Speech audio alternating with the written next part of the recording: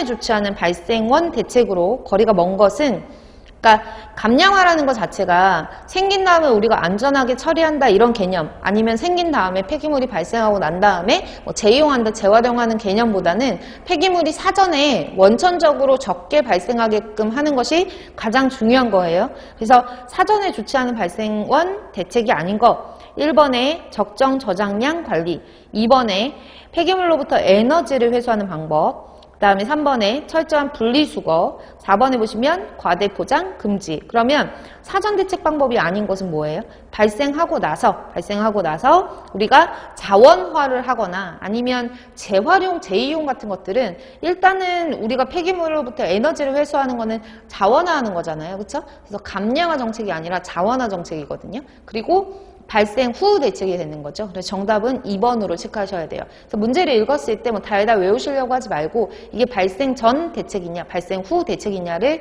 구분하실 수 있으시면 될 것 같아요. 4번에 보시면은 지속 가능 발전 이념을 실천하기 위한 구체적인 행동 원칙에 해당하지 않는 것은 이라고 했어요. 그래서 여기 보시면은 지속 발전의 이념을 실천하기 위한 구체적인 행동 원칙은 총 4가지가 있는데 아닌 거 찾으라고 그랬으니까 정답은 일단 4번이에요. 사업자 부담의 원칙이 정답이고, 그럼 나머지 하나가 뭐냐?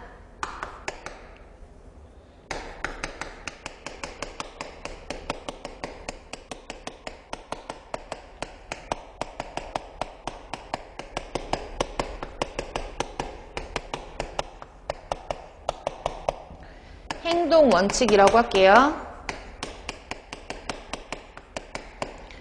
1번 첫 번째는 오염원 인자 부담 원칙이에요.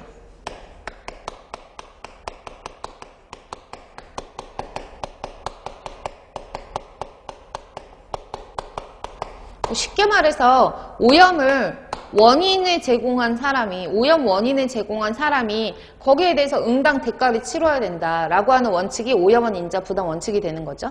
그 다음에 사용자 부담 원칙.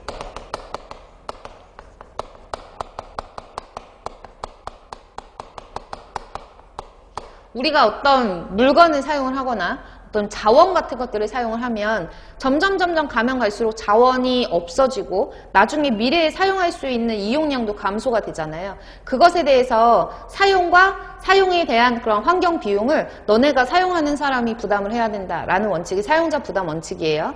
세 번째로는 예방의 원칙이에요.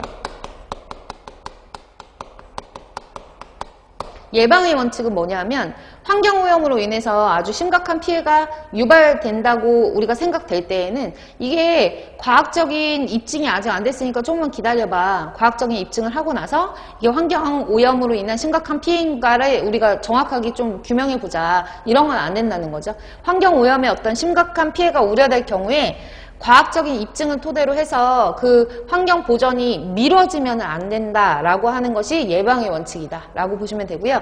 네 번째로는 여기 안 나와 있죠? 최근접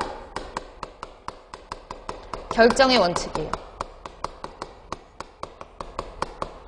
그래서 이 원칙들 4가지 암기해 놓으시는 게 좋은데 최근접 결정의 원칙 같은 경우에는 정확한 어떤 설명은 환경에 대한 정치적인 결정이 이해 당사자와 가장 가까운 정부의 수준에서 이뤄져야 된다라는 원칙인데 좀 어렵잖아요. 다시 말해서